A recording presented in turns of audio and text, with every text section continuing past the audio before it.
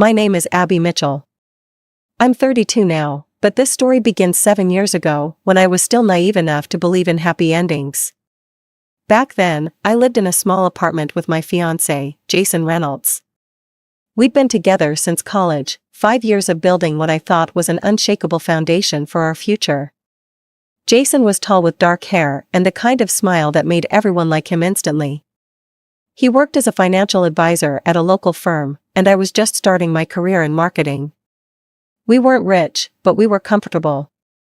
Or so I thought. My family consisted of my parents, Robert and Linda Mitchell, and my younger sister, Olivia. She's 3 years younger than me and has been the apple of my parents' eye since the day she was born. Growing up, it was always Olivia this and Olivia that. They attended all her recitals and games but somehow always had an excuse when it came to my events. I'd gotten used to it, though it still stung sometimes. When Jason proposed to me on our 5th anniversary, I was over the moon. We'd discussed marriage before, but the actual proposal still caught me by surprise. That night, I called my parents to share the news. "Mom, Jason proposed, we're getting married." There was a pause on the other end of the line. "That's wonderful, honey," my mother finally said, her voice oddly flat. "We should all get together to celebrate." I was surprised by her lack of enthusiasm, but chalked it up to her being tired. My sister's reaction was even stranger when I called her. "Oh, well," Olivia said, "congratulations, I guess." "Thanks," I replied, confused by her tone. "I hope you'll be my maid of honor?" "Of course," she answered quickly, "wouldn't miss it for the world." Jason and I decided on a small wedding. We wanted only close friends and family, about 50 people total. We figured we'd save money that way and put it toward a down payment on a house instead.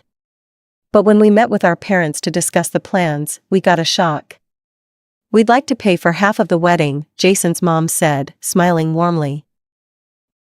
"And we'll cover the other half," my father added. I nearly choked on my coffee. My parents had never offered to pay for anything significant in my life before. College? I took out loans. First car? Saved up myself. But now they wanted to foot the bill for half my wedding? "Are you sure?" I asked, looking at them suspiciously. "Of course we're sure," my mother said, patting my hand. "It's your big day, Abby." I should have seen the red flags then. The way my mother avoided eye contact. The strange smile on my father's face.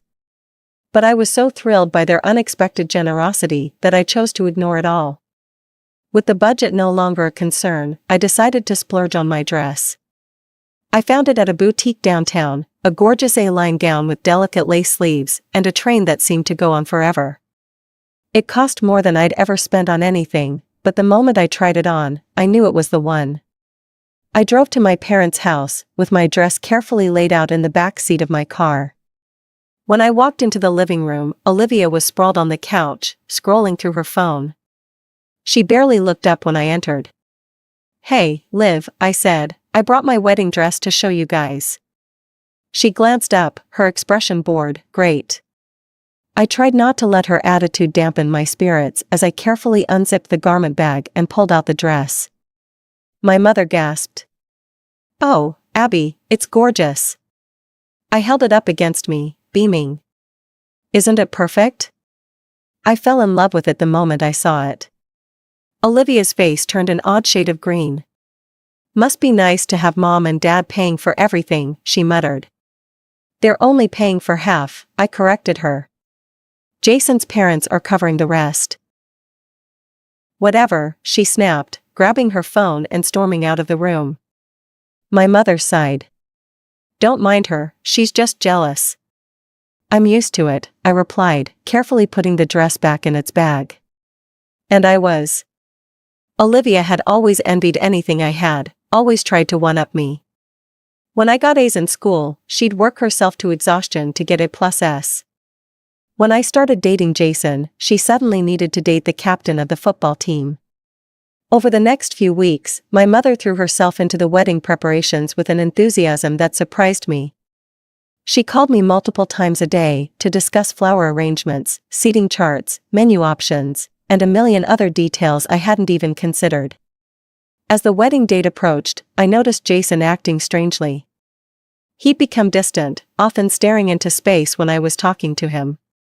When I asked if everything was okay, he'd smile and say he was just thinking about work or the wedding. A week before the wedding, my mother invited us over for dinner. Jason seemed unusually nervous as we drove to my parents' house. "Are you okay?" I asked, reaching over to squeeze his hand. "Fine," he replied tersely, pulling his hand away to adjust the radio. When we arrived, Olivia was already there, wearing a dress that seemed too fancy for a simple family dinner. She hugged Jason a little too long when greeting him, and I noticed him stiffen slightly before hugging her back. Dinner was tense. My father kept clearing his throat awkwardly. My mother's smile seemed fixed and unnatural. Olivia kept stealing glances at Jason, who was pushing food around his plate without eating much. I excused myself to use the bathroom, hoping a moment alone would help me shake off the strange feeling that had settled over me. When I came back, I saw something that made my blood run cold. Olivia had taken my seat next to Jason. Their heads were bent close together, and she was laughing at something he'd said. My mother was watching them with an odd expression that looked almost satisfied. "What's going on?" I asked, standing at the edge of the dining room. Everyone's head snapped up. For a moment, nobody spoke. Then Olivia smiled, a smug, triumphant smile that made my stomach clench. "I think it's time we told her, don't you?" she said, looking at Jason. "Told me what?" I demanded, my voice shaking slightly. Olivia reached over and placed her hand on Jason's arm. "Jason and I have been seeing each other for 6 months now," she announced, her voice dripping with satisfaction. "He loves me, not you." I looked at Jason, waiting for him to laugh, to tell her she was crazy. But he just stared at his plate. "Is this true?" I asked him. He finally looked up, his face pale. "I'm sorry, Abby, I didn't mean for it to happen." The room started spinning. I gripped the back of a chair to steady myself. "So you all decided to ambush me at dinner?" I looked around the table. My father wouldn't meet my eyes. My mother's face was unnaturally calm. "The wedding is off." "The wedding isn't cancelled," my mother said suddenly. "We've paid for everything. Olivia will simply take your place." The words hit me like a physical blow. I couldn't breathe, couldn't think.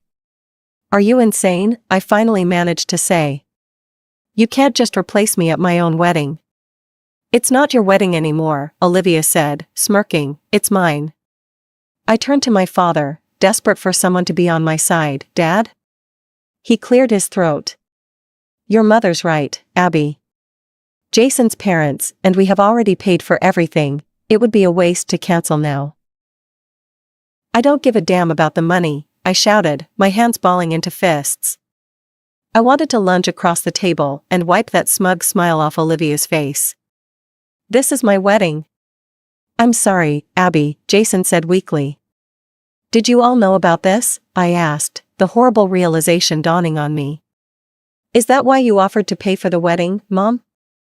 You were planning this all along, weren't you?" My mother hesitated just a second too long before answering, "Of course not." That slight pause told me everything. "Why did you wait until a week before the wedding to tell me?" I asked, my voice breaking. Jason remained silent, but Olivia had no such reservations. "Jason was too much of a coward to tell you himself," she said with a shrug. I had to take matters into my own hands. I backed away from the table, feeling sick. "I'm leaving." "Don't forget to leave your wedding dress," Olivia called after me, her voice light and casual. "I'll need it now." I ran out of the house without answering, tears blinding me as I fumbled with my car keys. I drove back to the apartment I shared with Jason, the apartment I now had to leave because the lease was in his name. When I got there, I didn't cry. I was too angry to cry. I grabbed my suitcases and started throwing my clothes into them. Then I saw the wedding dress hanging on the closet door. Without hesitation, I took a pair of scissors and began cutting it into pieces. Snip, snip, snip. Each cut felt like revenge. I left the scraps scattered across the bed we'd shared. I called my best friend, Kate, who lived across town. "Can I stay with you for a while?" I asked when she answered. "Of course," she said. "What's wrong? You sound terrible." "I'll explain when I get there," I said, my voice hollow. "It's over, the wedding's off." I spent the night on her couch, crying until I had no tears left. Kate sat with me, holding my hand, bringing me tissues and cups of tea I didn't drink. "What are you going to do now?" she asked as morning light filtered through her blinds. "I need to email everyone invited to the wedding," I said, my voice raspy from crying. "Tell them it's off." I sent out a mass email with shaking hands. "Due to unforeseen circumstances, the wedding between Jason Reynolds and myself will not be taking place. I apologize for any inconvenience." The responses started coming in immediately. Friends expressed shock and sympathy. "What happened?" they asked. "Are you okay?" I couldn't bear to explain it over and over. But then came the messages from relatives. "Your mother called us. She said the wedding is still on, but Olivia is the bride now? What's going on, Abby?" I turned off my phone, unable to deal with it all. At work, I went straight to my boss's office. Tom had always been kind to me, more like a mentor than a boss. When I walked in, he looked up from his computer and his expression changed immediately. "Abby, what's wrong?" I told him everything, the words pouring out of me in a rush. When I finished, his face was thunderous. "Those people don't deserve you," he said firmly. And I might have a solution. He explained that our company was opening a new branch office in another state. They needed someone experienced to help get things up and running. "The position comes with a relocation package and a significant raise," he said. "It's yours if you want it." I didn't hesitate. "When can I start?" "How about next week?" The day before Olivia and Jason's wedding, I was on a plane heading across the country. The company had arranged a furnished apartment for me, and I arrived with nothing but my clothes and personal items. I threw myself into my new job, working longer hours than required, taking on extra projects. My boss noticed and was impressed. 6 months later, I got my first promotion. A year after that, another. My salary increased with each step up the corporate ladder. 3 years after moving, I had saved enough for a down payment on my own apartment. The mortgage payments were high, but my salary could handle it. For the first time in my life, I owned something substantial. Something that was entirely mine. My Aunt Meredith, my mother's sister, was the only family member I stayed in contact with. She called monthly and sometimes visited. She never mentioned my parents unless I asked, and I rarely did. One day, during one of her visits, she brought news I hadn't asked for. "Olivia had another baby," she said hesitantly. "That makes 3 now." "Good for her," I replied flatly. "She doesn't work," Aunt Meredith continued. "Your parents took out business loans for Jason." I nodded, sipping my coffee. "How nice of them." Aunt Meredith studied my face. "You really don't care, do you?" "No," I said simply, "I don't." The truth was, I felt nothing when I heard about them. No anger, no satisfaction, no regret. They had become strangers to me, characters in a story I'd read long ago and mostly forgotten. 7 years passed. I paid off my mortgage early, due to several substantial bonuses. I had a good life, friends, a career I loved, financial security, and most importantly, freedom. I had finally found peace. It was a Tuesday afternoon in October when my phone rang with an unfamiliar number. I almost let it go to voicemail, but something made me answer. "Hello?" There was a pause, and then, "Abby, it's your mother. Please don't hang up, I know I have no right to call you. I know what we did was unforgivable. But please, just listen." I said nothing, letting the silence stretch between us. In the background, I could hear what sounded like a child crying. "Things are bad, Abby, she continued when I didn't respond, really bad. Jason's business failed completely.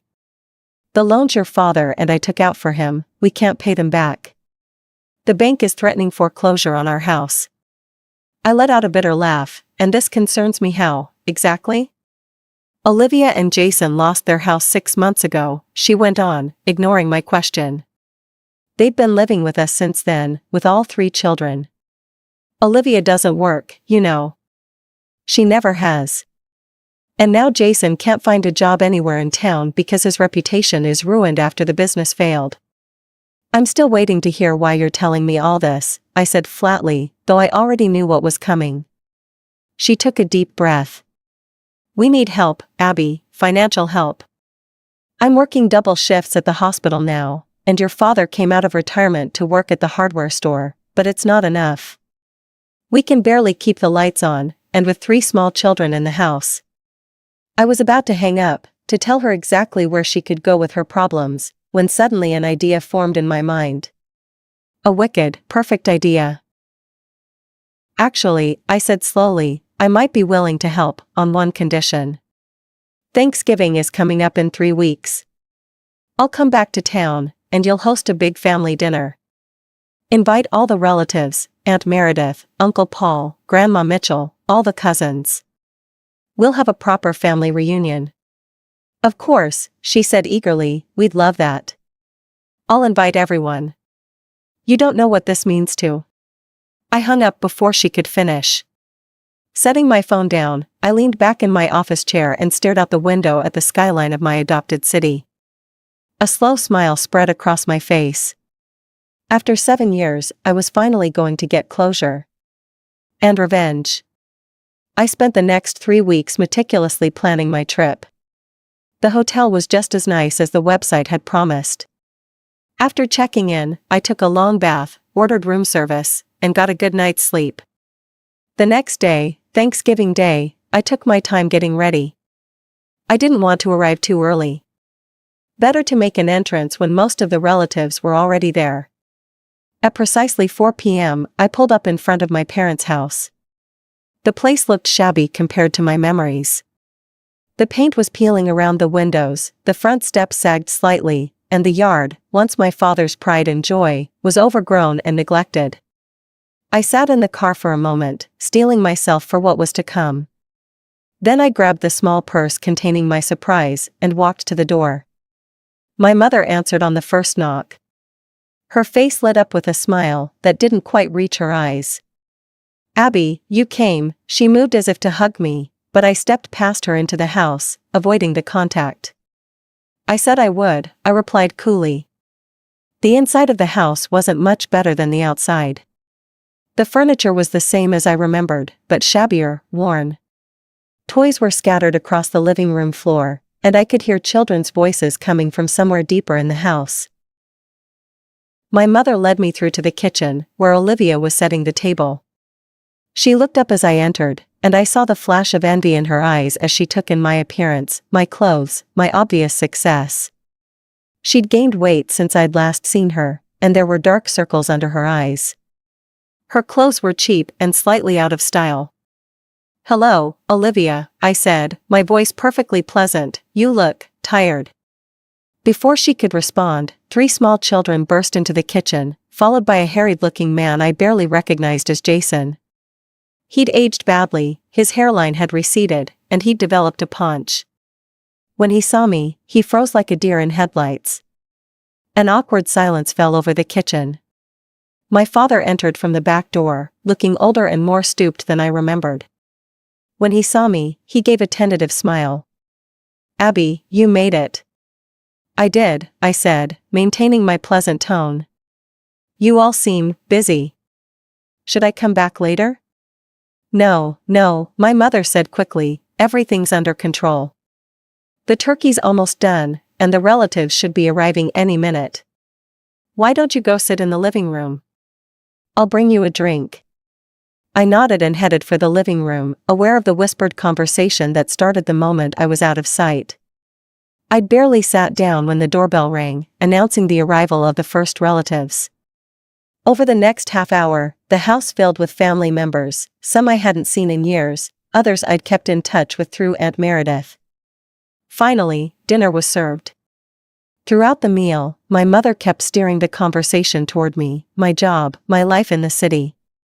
I answered politely but briefly, giving away as little as possible. I could see the growing frustration on Olivia's face as the attention remained focused on me, rather than her or her children. When it was time for dessert, a store-bought pumpkin pie, my mother gave me a meaningful look. "Abby, perhaps you'd like to say something before we serve the pie?" This was it. The moment she'd been waiting for. The moment I'd been waiting for. I stood up, smoothing my dress, and looked around the table. All eyes were on me, some curious, some expectant. My parents and Olivia were smiling, probably anticipating my announcement of financial support, maybe even thinking I'd decided to forgive and forget. They couldn't have been more wrong. "I'd like to thank everyone for coming today," I began, my voice steady and clear. "It's been a long time since I've been back in this house, and there's a reason for that. A reason I think some of you know, but others may not." My mother's smile began to fade, uncertainty creeping into her expression. 7 years ago, I was supposed to get married. I had a beautiful dress, a venue booked, invitations sent out.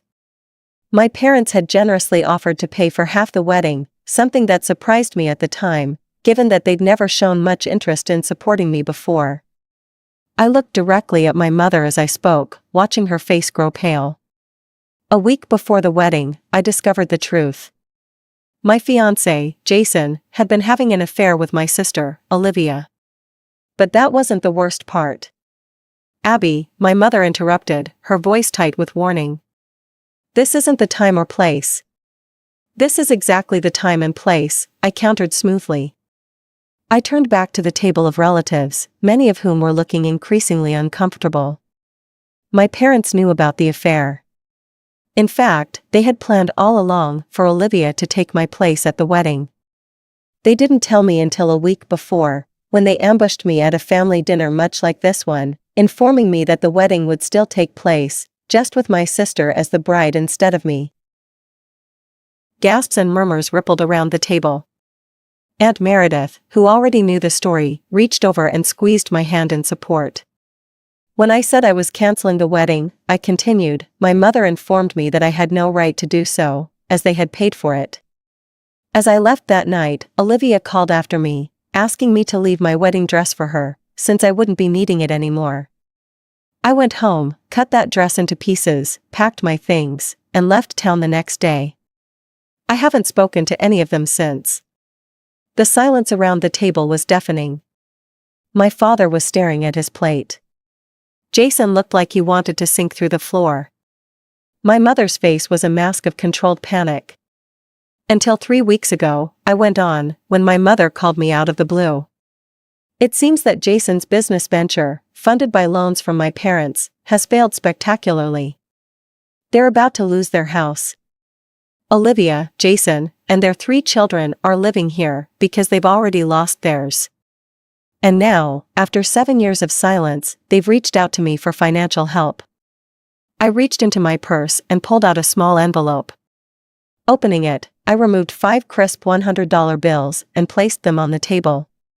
"This is what you deserve," I said, looking each of them in the eye. $500. Not because you need it, but because I want you to understand exactly how little your betrayal means to me now. I could give you more, much more, but that would imply that I care, and I don't. Not anymore." I turned to address the other relatives at the table. "I apologize to all of you for ruining Thanksgiving dinner. That wasn't my intention. But I couldn't let them continue this charade, pretending we're one big happy family when the truth is, they discarded me the moment it was convenient." As I walked toward the door, I heard chairs scraping behind me. Aunt Meredith was the first to follow, then Uncle Paul, then my cousins Mark and Sarah. By the time I reached the front door, more than half the table had abandoned their meals. I slept better that night than I had in years. In the morning, I checked out early and drove to the airport, leaving my hometown behind once more, this time knowing I would never return. A week after I returned home, Aunt Meredith called. "Well, you certainly left an impression," she said, a hint of admiration in her voice. "How bad is it?" I asked, not sure if I really cared. "Pretty bad," she admitted. "No one is speaking to your parents. Your mother tried to call cousin Jennifer yesterday to borrow some money, and Jennifer hung up on her." "That's not my problem," I replied. "Your father says they might have to declare bankruptcy," she continued. "They spent all their retirement savings trying to keep Jason's business afloat." "Still not my problem," I said firmly. "I know," she sighed, "I just thought you should know. For what it's worth, I think you did the right thing. They needed to face the consequences of their actions." 2 months later, I received a Christmas card from my mother. Inside was a long, rambling letter about how sorry she was, how much she missed me, how they were struggling to keep their house. I tore it up without finishing it and dropped the pieces into the trash. Some wounds never fully heal. Some betrayals cut too deep to be forgiven. But I've learned something important in the 7 years since my life fell apart. Sometimes the family you choose is far better than the one you're born into.